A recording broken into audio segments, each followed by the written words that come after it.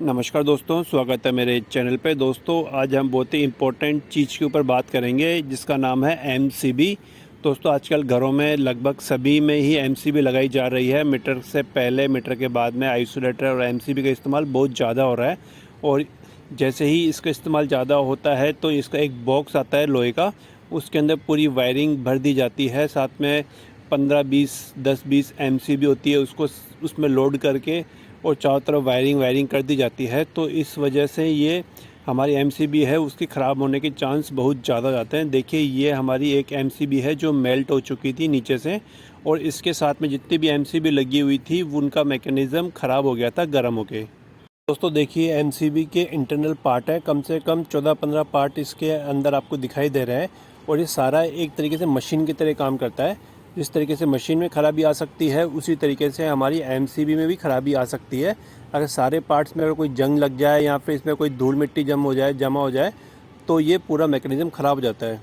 दोस्तों होता क्या है कि हम जब एमसीबी फिट करते हैं तो इतनी सारी एमसीबी होती है, किसी न किसी वायर में कोई ना कोई लूजिंग रह जाती है। चलो मान लिया जाए कि आपकी पूरी एमसीबी अच्छी तरीके से कसी हुई है, लेकिन जो हमारी एमसीबी की इनपुट वायर और आउटपुट वायर दो होते हैं।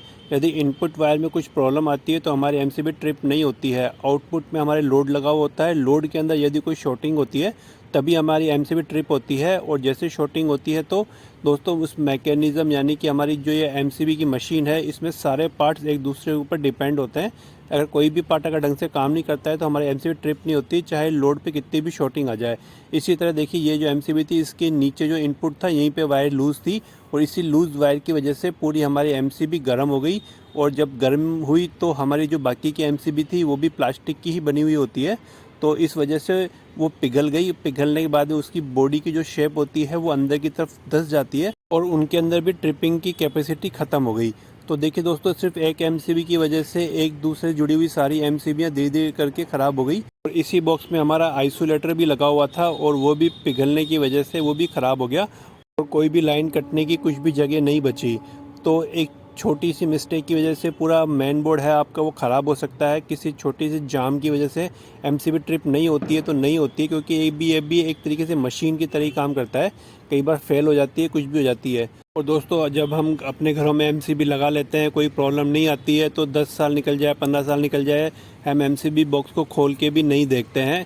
तो इस वजह से भी हमारी एमसीबी जाम हो जाती है, ख़राब हो जाती है और वक्त पड़ने पर ये काम नहीं करती है। दोस्तों इन सब से बचने के लिए एक छोटा सा सोल्यूशन है और काफ़ी सस्ता सा सोल्यूशन है कि आपको अपने मीटर के बाद में सीधा एमसीबी में लाइन नहीं देनी है। उससे पहले आपको एक छोटा सा फ्यूज़ लगा देना है। 16 एम्पियर का हो या 32 एम्पियर का कोई भी हो, एक फ्यूज़ लगा दीजिए, चाहे तो 2 फ्यूज़ लगा दीजिए। क्योंकि अगर ये फ्यूज़ है तो आपकी पूरे घर की सेफ्टी 100% हो जाएगी। चाहे आपकी एमसीबी काम करें नहीं करें उससे कोई मतलब नहीं है। और साथ में एमसीबी की भी सिक्योरिटी हो जाएगी, यानी कि वो भी एक तरीके से प्रोटेक्ट हो जाएगी फ्यूज़ की वजह से। क्योंकि अब डायरेक्ट सप्लाई आपकी एमसीबी में नहीं जा रही है, उससे पहले फ्यूज़ में जा रही है, और फ्यूज़ में जाने के बाद में आपके एमसीबी बॉक्स में जा रही है।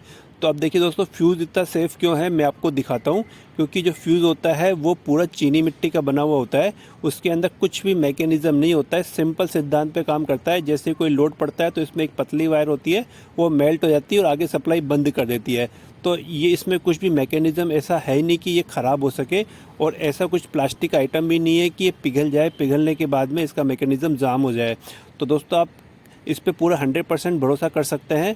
क्योंकि ये जो फ्यूज़ है पहले भी लगे हुए आते थे, लेकिन आजकल मॉडर्न ज़माने की वजह से ये दिखने में अच्छे नहीं लगते, तो लोग बाग इसको हटा देते हैं, वो आइसोलेटर लगा लेते हैं। और आइसोलेटर में क्या होता है कि आइसोलेटर कभी भी ट्रिप नहीं होता है, सिर्फ वो डीपी की तरह काम करता है, यानी कि आपकी सप्लाई को ऑन या ऑफ़ कर सकता है। दोस्तों ये जो फ्यूज़ है वो आपको ज़रूर लगाना चाहिए। मैं ये नहीं कहता कि आपको एमसीबी हटा देनी चाहिए, आपको एमसीबी भी लगानी है और आपको साथ में फ्यूज़ भी लगाना है, क्योंकि दोनों का मकसद अलग अलग होता है। इस वजह से आपके घर की वायरिंग पूरी 100% सेफ़ हो जाती है। आपके घरों में लगने वाले जो भी इलेक्ट्रॉनिक कंपोनेंट्स होते हैं, फ्यूज़ वगैरह, एमसीबी वगैरह होती है, वो दिखावे की चीज़ नहीं होती है। आपको इसमें साथ में उसकी सेफ्टी का भी ध्यान रखना है। तो दोस्तों आज का वीडियो इतना सही। प्लीज़ कमेंट जरूर करिएगा कुछ भी प्रॉब्लम आए तो, और कुछ भी आपको बात समझानी हो तो मुझे कमेंट जरूर करना। धन्यवाद।